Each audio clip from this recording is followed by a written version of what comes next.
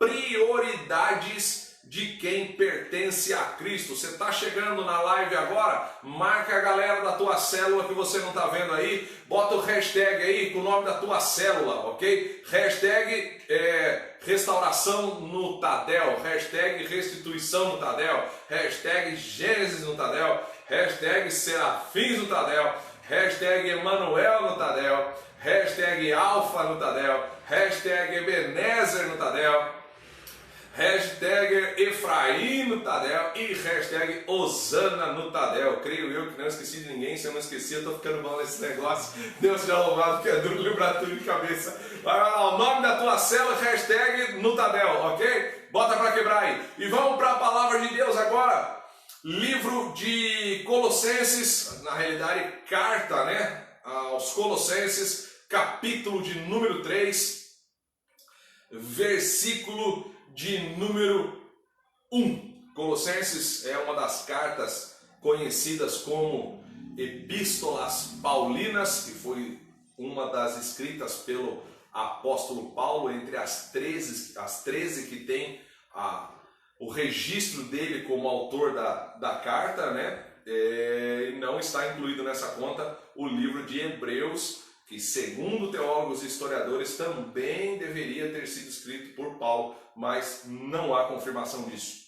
Colossenses capítulo 3, versículo número 1, prioridades de quem pertence a Cristo. Gente, eu não vou trazer para você hoje aqui nenhuma revelação de outro planeta, algo que vai te levar a tocar no terceiro céu e voltar.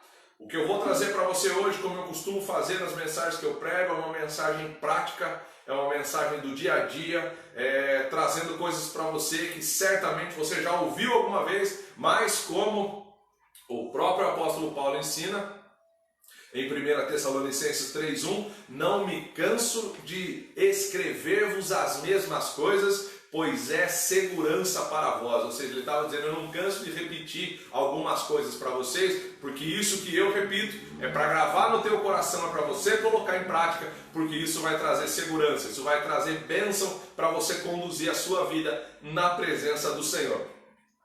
Amém, meus amados? Então vamos lá. Colossenses 3, verso 1, a palavra de Deus é assim: portanto, se já ressuscitastes com Cristo, buscai as coisas que são de cima, onde Cristo está assentado à destra de Deus. Queridos, essa palavra do apóstolo Paulo, essa carta de Colossenses, ela obviamente foi dirigida aos cristãos, ao povo de Deus daquela época. Então, por exemplo, o ato do batismo, que é a morte para o mundo e a vida para Jesus, é um exemplo claro de prioridades de quem serve a Cristo. Quando você entrega a sua vida para Jesus, quando você desce as águas do batismo, você ressurge para Cristo. E eu quero falar com você hoje sobre algumas prioridades de quem pertence a Jesus. Você já entregou a tua vida para Jesus? Você já desceu as águas do batismo? Se você está em qualquer uma dessas duas categorias, você pertence a Cristo. E eu quero compartilhar com você aqui algumas prioridades de quem serve a Cristo, ok? Então vamos lá. Em primeiro lugar, prioridade de quem serve a Cristo: reino de Deus e não dos homens. Mateus capítulo 6, versículo 33, a parte A do versículo diz assim: buscai primeiro o reino de Deus. O texto é claríssimo quando ele diz o que é que nós devemos buscar primeiro: o reino de Deus. Nós temos que aprender a viver como se existissem dois mundos, o mundo de Deus e o mundo dos homens. E é isso que nós precisamos aprender. Aqueles que pertencem a Cristo precisam ter a noção do que é viver no mundo de Deus. Primeiro, o reino é vida de santidade, é vida de temor a Deus, é imitar a Cristo. Isso ocorre quando o mundo de Deus é prioridade para você, quando a palavra de Deus é prioridade na sua vida. Em Romanos, no capítulo 14, versículo 17, a gente vê o que diz o apóstolo Paulo: Porque o reino de Deus não é comida e nem bebida, mas justiça, paz e alegria no Espírito Santo. 1 Coríntios capítulo 4, versículo de número 20, porque o reino de Deus não consiste em palavras, mas em poder. Aleluia! Amados, o reino de Deus, ele acontece quando nós colocamos as práticas do Senhor aqui na terra. Se o reino de Deus ele se chocar com as nossas necessidades, Jesus já ensinou qual é a prioridade, ok? Prioridade é aquilo que é mais importante na sua vida. O que é que você dá prioridade? Prioridade é aquilo que tem os primeiros lugares na sua vida. Para o que você tem dado prioridade na tua vida? Quando a necessidade do reino se choca com a sua necessidade, quem tem a prioridade na tua vida? Jesus já nos ensinou: buscai primeiro o reino de Deus, ok? Em segundo lugar, prioridades de quem pertence a Cristo.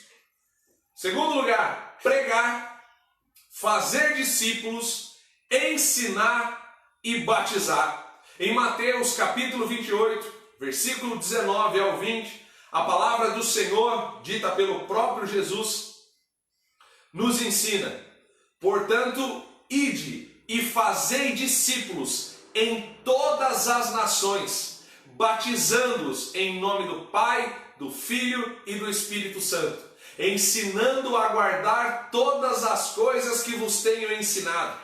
E eis que estou convosco todos os dias, até a consumação dos séculos. Amém. É a ordenança de Jesus. Esse texto aqui ele é conhecido como o texto da grande comissão. O que é comissão? Comissão é uma missão que lhe foi dada. Jesus montou aquela comissão e passou a cada um dos seus filhos aqui na terra.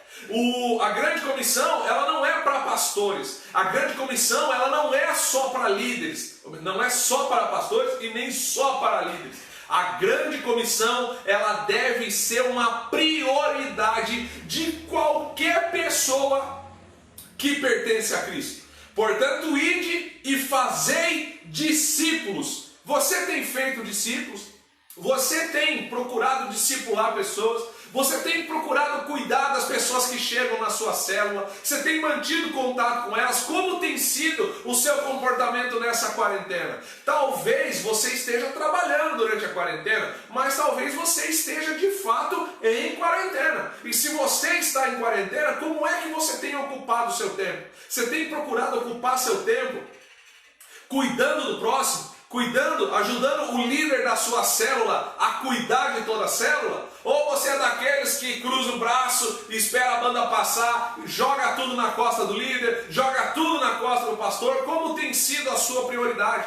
Você faz parte da grande comissão do Senhor Jesus nessa terra, e de fazer discípulos, batizando, isso em todas as nações, batizando em nome do Pai, do Filho e do Espírito Santo, ensinando-os a guardar tudo aquilo que vos tenho mandado, ensinando a guardar a palavra de Deus. E aí Jesus termina dizendo: e eis que estou convosco todos os dias até a consumação dos séculos. Isso é muito forte. Em Marcos capítulo 16, versículo 15, só para fazer aqui uma comparação: ide por toda a terra e pregai o evangelho a toda criatura. Quem crer e for batizado será salvo. Repare que Jesus, de uma outra forma, também ensina que o evangelho tem que ser pregado por toda a terra, e ele dá uma ordenança: ide. Quando nós falamos a palavra ide, o verbo ir está no imperativo. Imperativo significa ordenança, é uma ordem de Jesus para mim e para você. Ide, vão por toda a terra e preguem o evangelho a toda criatura. Quem crer e for batizado será salvo. Coisa linda demais, né? Em 2 Timóteo, no capítulo 4, versículo número 2, a palavra de Deus diz assim: pregue a palavra em tempo e fora de tempo. Você já pensou, meu irmão? Carta de Paulo para Timóteo, segunda carta, capítulo 4, verso 2. Pregue a palavra em tempo e fora de tempo. Ou seja, a situação está boa para tu pregar, vai lá e prega. Mas a situação está ruim, vai e prega do mesmo jeito. Ou seja, Paulo está dizendo para Timóteo: não perca a oportunidade de pregar o evangelho. Não perca a oportunidade de ganhar mais um para Jesus. Sabe aquela pessoa que chega para você no seu trabalho, começa a reclamar da vida para você? É Deus te dando a oportunidade de você pregar para ela. Aquela pessoa que te procura lá no intervalo da tua escola, do teu curso, da tua faculdade, em tempo agora de coronavírus, aquele teu amigo, tua amiga que te chama aí por uma rede social, que reclama da vida para você, que está enfrentando problema, tribulação. É tempo de pregar a palavra. Às vezes você vai estar em dificuldade, às vezes você vai estar passando água pelo pescoço, como diz o ditado, mas isso é fora de tempo. E fora de tempo, Paulo diz também: pregue a palavra em tempo e fora de tempo. Ou seja, não perca as oportunidades que Deus coloca na sua vida de ganhar alguém para Jesus. Amém, meus amados? Ordenança é para se cumprir. Ordenança não tem discussão. Ordem é ordem. Ainda mais uma ordem vinda do mestre, meu filho. Ainda mais vindo do próprio Jesus. Ordem não se discute. Ordem se cumpre em tempo bom e em tempo ruim também. Em terceiro lugar, prioridade de quem pertence a Cristo: dar testemunho com a sua própria vida. Meu irmão, isso aqui é muito forte. Mateus capítulo número 5, versículo 16. Assim resplandeça a vossa luz diante dos homens, para que vejam as vossas boas obras e glorifiquem o Pai que está nos céus. Ou seja, Jesus está dizendo aqui, os homens têm que ver as nossas boas obras, ver o nosso testemunho, e então eles vão glorificar o Pai que está nos céus.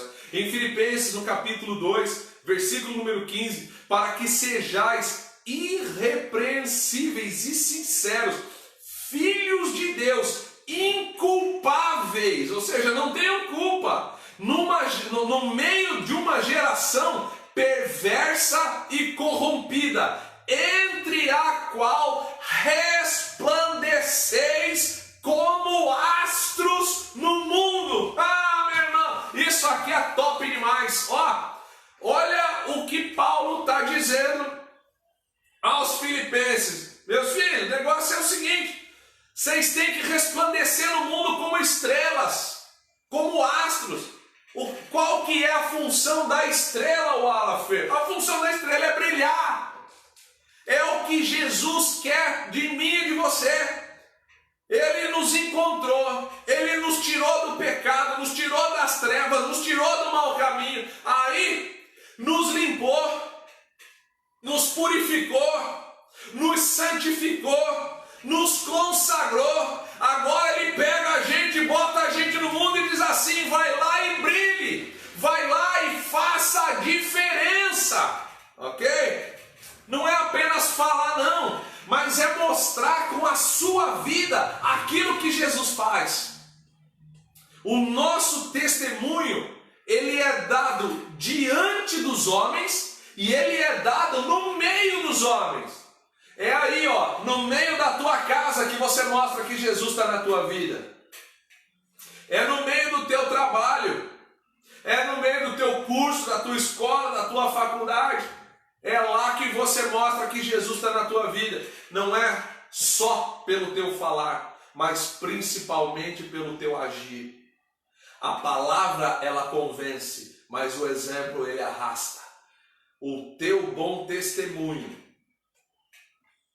ele certamente vai fazer com que outras vidas que estão próximas a você e te conhecem, queiram servir o Deus que você serve.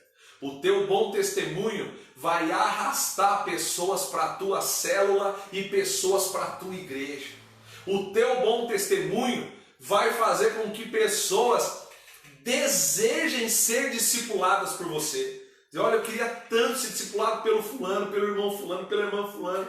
Por quê, meu filho? Porque eu vejo Jesus na vida deles. É simples. O teu testemunho faz isso, ok? Prioridade prioridade de quem pertence a Cristo, dar testemunho com a sua própria vida. Em quarto lugar, prioridades de quem serve, de quem pertence a Cristo, cuidar da sua família. Você tem cuidado da tua família? Você tem dado o teu melhor para a tua família? Olha o que diz em 1 Timóteo capítulo 5, versículo 8.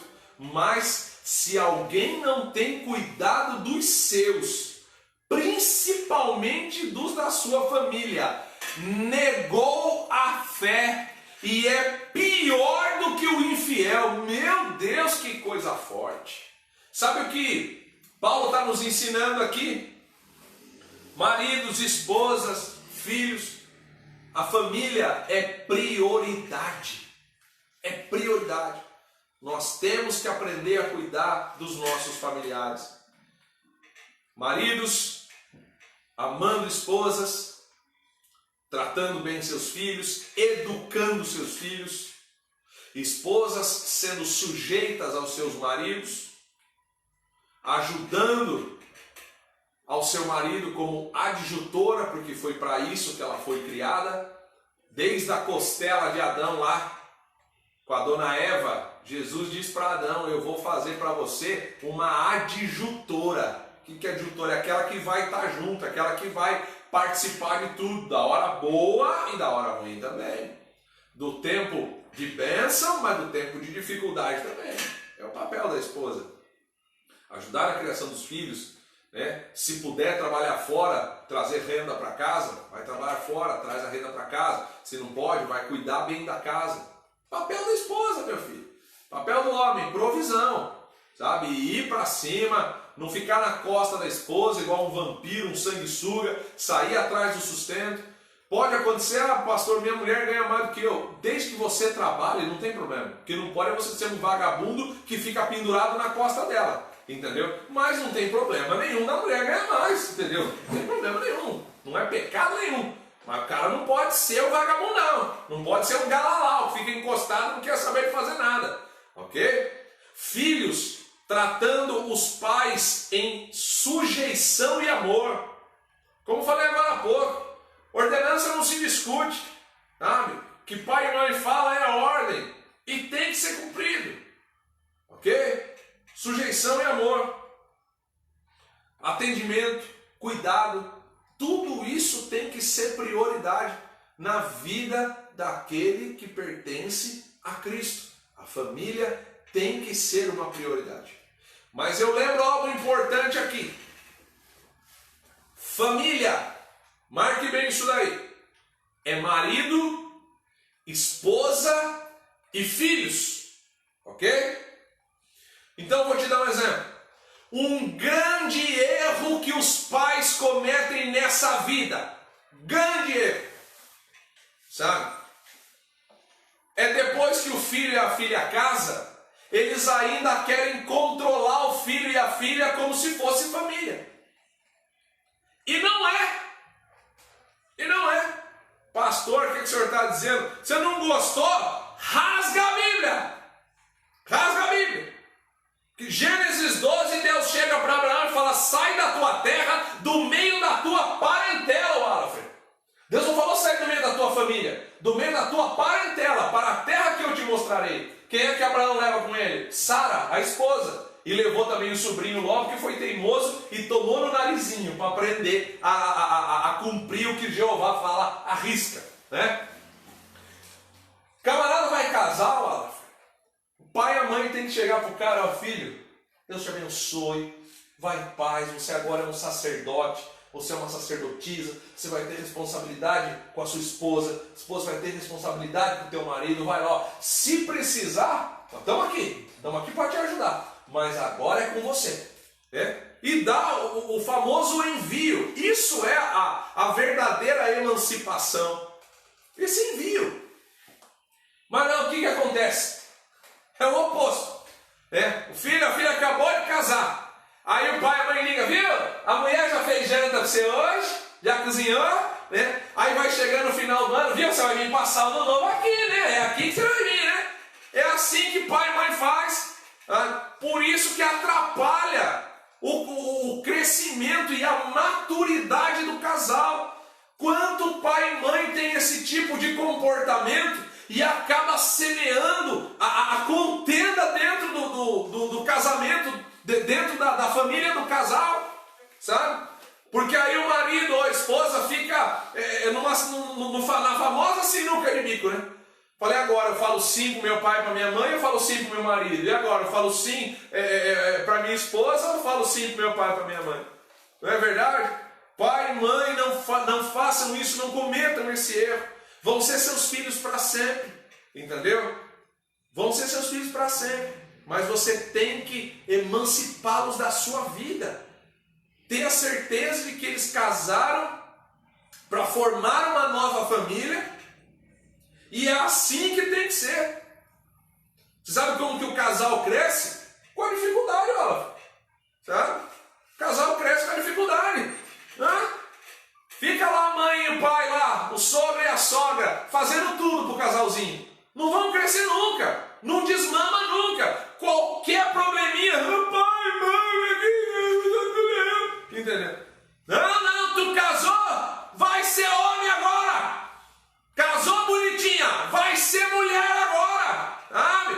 Vai aprender a ser sacerdote do lar, a ser sacerdotisa do lar, a santificar a tua família, a trabalhar pela tua família, a pagar o preço pela família. Fica fácil buscar tudo na casa do sogro e da sogra, meu filho. E tem uns ainda que casa, faz uma penca de filho e leva para os pais criar. Isso se é pai e mãe. E cuida dos seus netos. Eu não estou falando se você ajuda uma hora ou outra para eles trabalharem, não é isso não.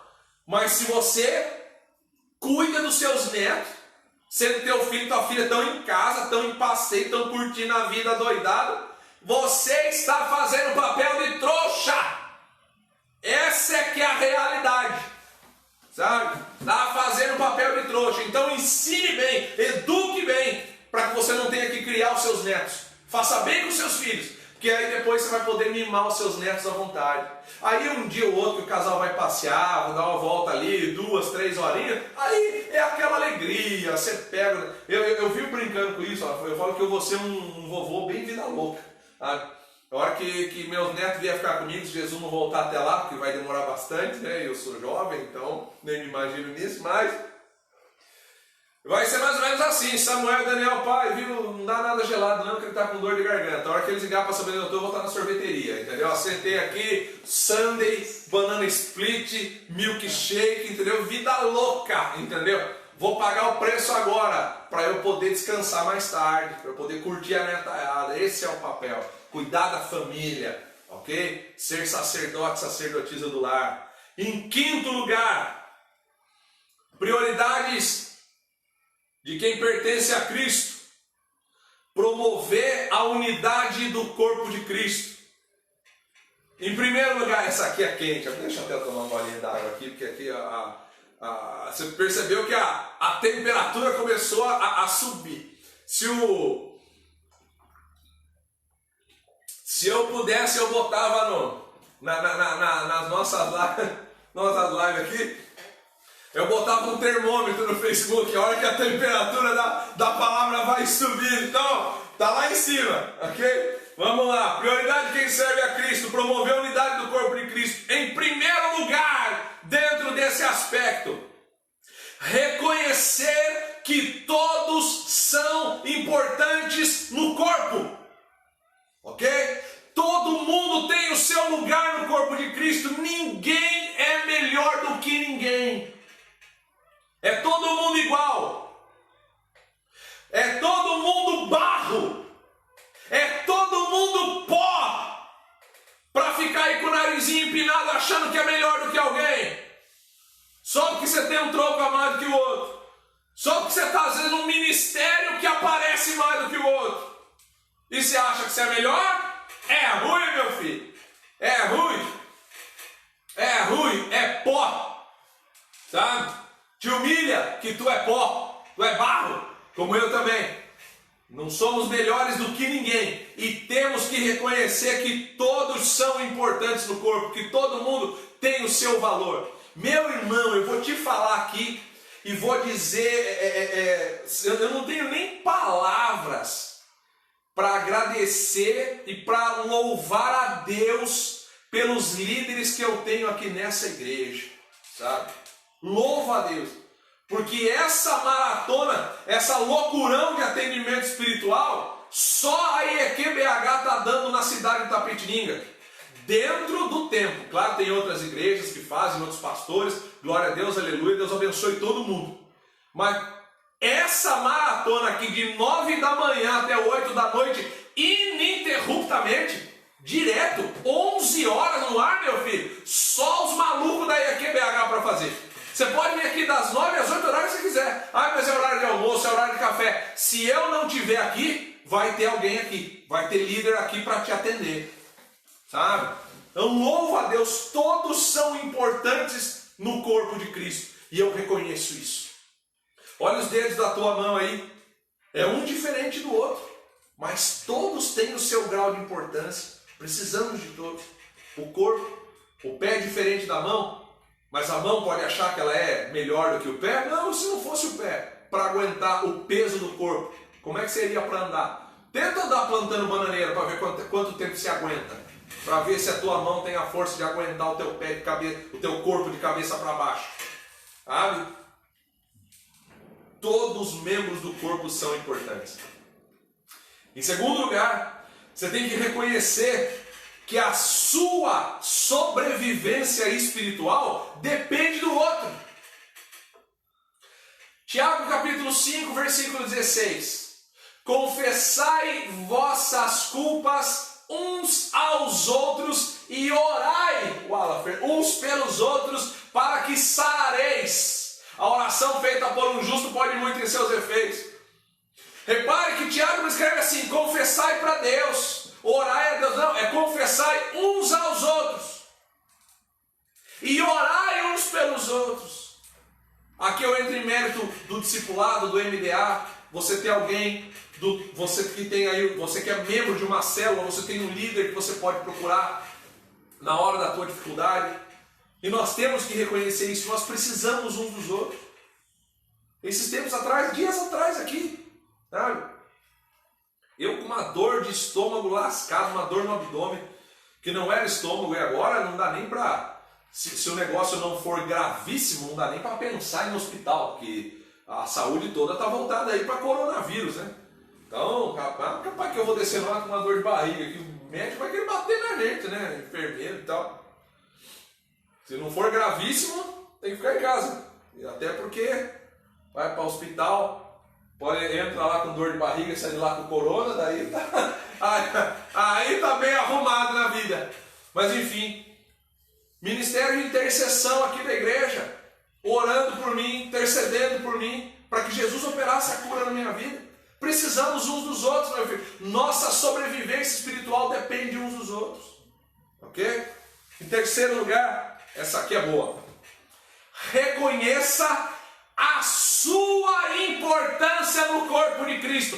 Preste atenção no que eu vou dizer para você. Você tem valor para Jesus e o teu valor é altíssimo.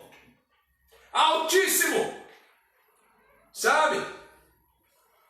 Quando ele diz assim, de que vale ao homem ganhar o mundo todo e perder a sua própria alma? Sabe o que Jesus está dizendo? Que para ele uma alma vale mais do que o mundo inteiro. Você é precioso para Deus, você é preciosa. Pare de ficar se diminuindo. Pare de ficar com complexo de inferioridade, de achar que você não é nada, achar que você não é ninguém, achar que você não é digno. Pare com isso, porque Jesus morreu por você naquela cruz, derramou o sangue dele por você naquela cruz, e você em Cristo é mais do que vencedor, diz Romanos 8,37. É Bíblia Sagrada, meu filho. Estou falando nada na minha cabeça, não. Te dou o tópico aqui, mas te dou o versículo também. É Bíblia. Quem é membro da igreja que eu sou pastor sabe disso. Aqui é Bíblia, meu filho. Não vem com achismo para mim, com achologia, que aqui não tem vez não. Aqui é Bíblia Sagrada, meu filho. Ok? Em quarto lugar, aprenda isso. Quem tem prioridade no corpo é o próprio corpo. O que é isso, pastor? Quem tem prioridade no corpo não são os membros, é o corpo. O que isso significa? Eu explico para você. O corpo de Cristo é a igreja. Nós somos os membros do corpo. Então a prioridade do corpo não é atender aos desejos e às vontades de um membro. A prioridade do corpo é atender o desejo, a necessidade do próprio corpo. Você tem que pensar o que é importante para a igreja, ok? O que é importante para a célula é o grupo, não é o desejo de um, é o grupo, é a unidade dos membros que forma o corpo de Cristo. E o que interessa aí para Jesus é justamente a necessidade da unidade e não a necessidade só de um ou só de outro. Ou seja, trocando em miúdos aqui, larga a mão de ser crente chupetinha. Sabe o que é isso? É aquele crente que qualquer coisa fica fazendo birra, fica fazendo pirraça, e você tem que botar no colo, colocar chupetinha na boca e chacoalhar, ó. Quanto tempo tem o Samuel teu? Um aninho. O Samuel você tem que botar no colo e chacoalhar e dar chupetinha na boca. O Daniel meu tem 8 meses. Não chupo chupeta, mas eu boto no colo e chacoalho para mimar, para cuidar, porque é uma criança, é um bebê. Agora marmanjo barbado e marmanja, você tem que dar chupetinho e pôr no colo, é o fim do mundo. A igreja precisa de relacionamento, sim. Temos que amar uns aos outros, sim. Mas temos que aprender a ter maturidade. Não importa só o que eu penso, importa o que a igreja precisa, o que a célula precisa, importa a unidade do corpo de Cristo. Hoje eu louvo demais a Deus, a maturidade da EQBH hoje está em outro nível. Não estou aqui para dizer que a BH é melhor do que outra igreja, não. Muito pelo contrário, só Deus sabe o preço que pago há 8 anos. Porque quando cheguei aqui, meu filho, o que teve de crente chupetinha, que eu ia fazer uma... Quando eu comecei a transicionar para a célula, o que teve de gente batendo o pé, pisando duro e indo embora, que não é de gente que eu gosto de campanha, então vai reclamar na outra freguesia, meu filho, porque aqui nós estamos para atender a unidade e a vontade do corpo de Cristo. É aquilo que Deus havia direcionado, não era para mim, era para a igreja. Deus queria essa igreja e Deus quer essa igreja em células. Aleluia! Foi a melhor decisão ministerial da minha vida. E eu louvo a Deus por isso. Sou apaixonado pela visão celular e pela visão MDA. E olha que eu não nasci na visão, mas a visão nasceu no meu coração. E no coração de muitos que aqui estavam comigo e abraçaram. E, obviamente, depois que a visão começou a ser implantada, quantos outros foram ganhos já dentro da visão? Você é fruto da visão celular, né? O Alan era fruto da visão celular. Então, a visão não nasceu no coração dele, porque ele já nasceu na visão. Então, a visão já está nele, ok? Coisa linda, necessidade da igreja. Quem tem prioridade no corpo é o corpo. Quando eu implantei a visão celular, então a prioridade do corpo era a célula. Pastor, eu não quero fazer célula, querido, olha, eu te amo, isso é importante para mim, é importante para o corpo, mas se você não quer, se você não está debaixo da visão, então tchau, filho, vai procurar uma igreja que vai atender a sua necessidade, entendeu? Um pastor que vai atender a tua necessidade, que a visão que Deus deu aqui é essa. É simples, meu filho, é rápido, isso em 8 anos aqui. Nunca segurei ninguém, nunca amarrei ninguém, não fica comigo, olha, pega um cargo aqui para você, eu vou te promover. Nunca fiz isso, nunca. Pode pegar qualquer membro que saiu da igreja e perguntar, nunca fiz isso para ninguém e nunca vou fazer. Porque a partir do que a pessoa manifestou o desejo de ir embora, é porque o coração dela já não está mais ali. Se o coração não está mais ali, para que você vai segurar? Eu aprendi desde cedo, meu filho, você tem que namorar com quem quer namorar com você. Não adianta você não sabe que é minha namorada ainda. Ah, que lindo! Na verdade, eu tenho um namorado, mas ele não sabe ainda. Tem que namorar quem quer você, minha filha. Né? Então, é direto e reto. É simples. Ok? A prioridade do corpo é o corpo. Ok? Em termos de igreja do Evangelho Quadrangular, na cidade de Itapetininga, a IEQBH, para a glória de Deus, é a única igreja em células. Existem outras com células, mas em célula é só a IEQBH. E na visão MDA também, discipulado 1 a 1, para a glória do Senhor. A visão, a prioridade que tem que prevalecer é a prioridade do corpo. A prioridade do corpo é o próprio corpo. Amém? Em sexto lugar, mais uma eu já encerro. Prioridades de quem pertence a Cristo. Servir com fidelidade e prudência. Mateus capítulo 24, versículo 45 e versículo 46. Quem é, pois, o servo fiel e prudente que o Senhor constituiu sobre a sua casa para dar sustento a seu templo? Bem-aventurado aquele servo que, quando o Senhor vier, o encontrar servindo assim. Fiel, queridos, é aquele que cumpre com fidelidade aquilo que foi obrigado a ele. Prudente é aquele que age com cuidado para evitar ao máximo o erro. Você é fiel a Deus? Você age com prudência na sua vida? Isso é a prioridade de quem serve a Cristo. Eu sou fiel, sirvo a Deus com amor, sou dizimista, sou ofertante, penso na necessidade do próximo, penso na necessidade da igreja. Você é uma pessoa fiel, glória a Deus pela sua vida. Não é ainda, comece a ser, porque isso é prioridade de quem serve, de quem pertence a Cristo. Agir com prudência é tomar cuidado. É não fazer as coisas na emoção, na ansiedade, no loucurão, como diz o linguajar popular. Isso é agir com prudência, agir com calma, com cautela. Em 1 Coríntios 16, que se ache fiel. Apocalipse capítulo 2, versículo 10, ser fiel até a morte e dar-te-ei a coroa da vida. Em sétimo lugar, e eu já vou encerrar a minha palavra. Prioridades de quem pertence a Cristo. Glorificar a Deus em tudo.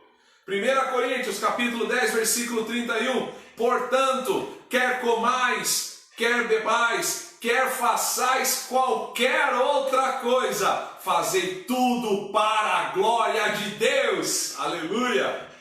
Queridos, olha o que Paulo diz no texto. Quer comais ou quer bebais, quer façais qualquer outra coisa, fazei tudo para a glória de Deus. Meu irmão, se até na hora de comer a gente glorifica a Deus, você imagine o resto, não é verdade?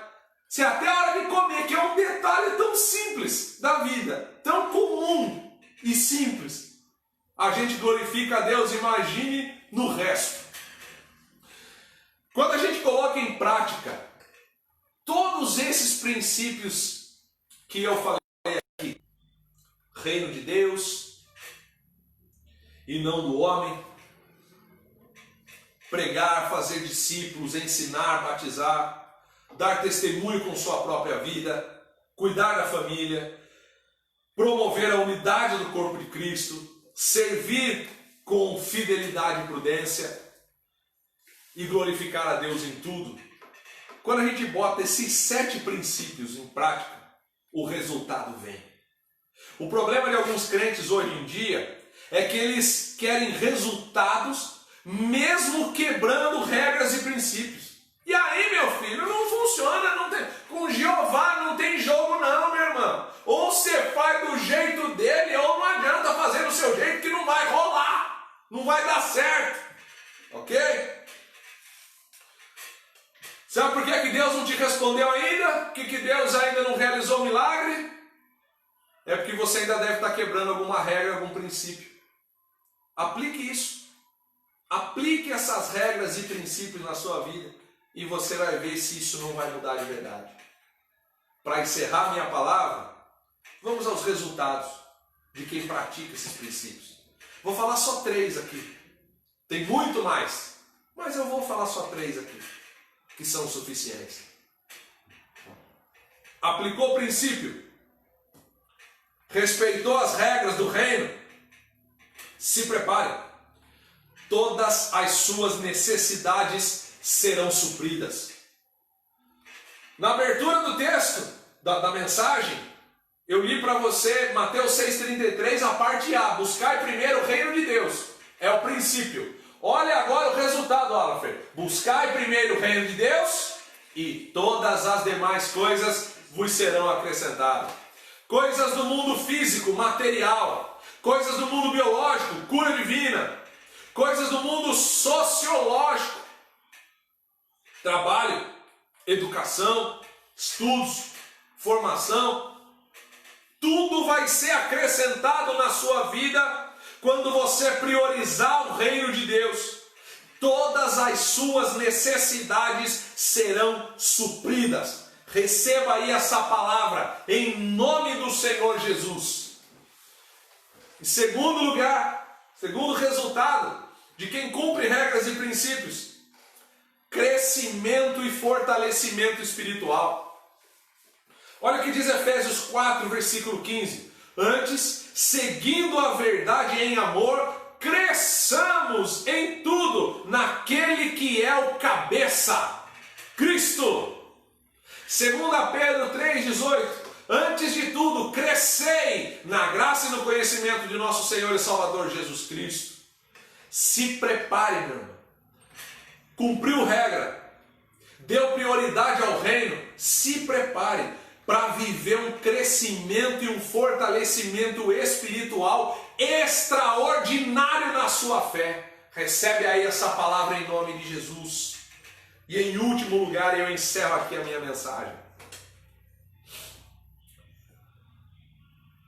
Só fazendo um parênteses, quando eu falo minha mensagem, é a mensagem que Deus me deu para te transmitir. Eu faço questão de explicar isso, que outro dia o Adrian veio para mim e disse: pastor, quando o senhor fala em encerrar minha mensagem, minha palavra, né? Não seria correto dizer a mensagem de Deus, a palavra de Deus? Eu falei, é minha porque Deus deu para mim, então quem está pregando sou eu estou encerrando aquilo que Ele deu para mim e eu estou transmitindo a vocês. Um beijo, Adrian, te amo, filhão. Em terceiro lugar, resultado de quem prioriza o reino, de quem cumpre as regras e os princípios. Se prepare para viver resultados incríveis na sua vida. Coisa que homem nenhum pode te dar. Coisa que só Deus pode te dar. Segura aí, meu filho. 1 Coríntios capítulo 2, versículo 9. Aquilo que o olho não viu, aquilo que o ouvido não ouviu, aquilo que jamais penetrou no coração do homem, é o que está guardado para aqueles que amam a Deus. Aleluia! Para encerrar com chave de ouro, meu filho. Vamos lá, Bíblia Sagrada. Apocalipse 21, versículo, vou ler do 1 ao 7, segura aí. E vi um novo céu e uma nova terra, porque já o primeiro céu e a primeira terra passaram, e o mar já não existe. E eu, João, vi a cidade santa, a nova Jerusalém, que de Deus descia do céu, adereçada como uma esposa, ataviada para o seu marido. E ouvi uma grande voz do céu que dizia: eis aqui o tabernáculo de Deus com os homens, pois com eles habitará, e eles serão o seu povo, e o mesmo Deus estará com eles, e será o seu Deus. E Deus limpará de seus olhos toda lágrima, e não haverá mais morte, nem pranto, nem clamor, nem dor, porque já as primeiras coisas são passadas.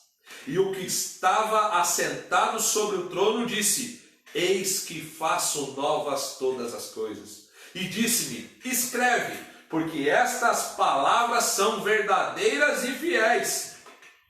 E disse mais: está cumprido.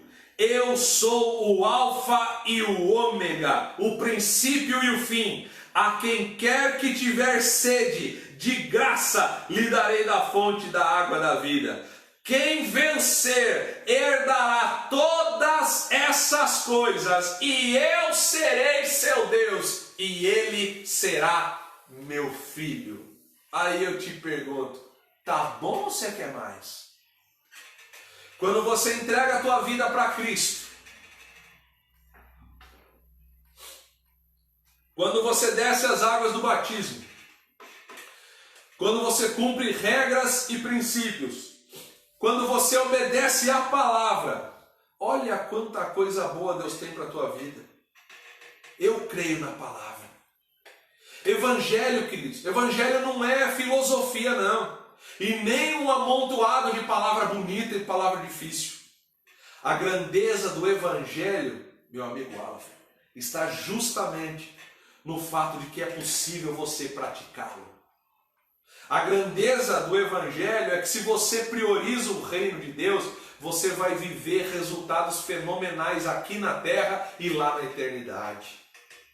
E que assim seja, na minha e na sua vida. Em nome de Jesus. Amém.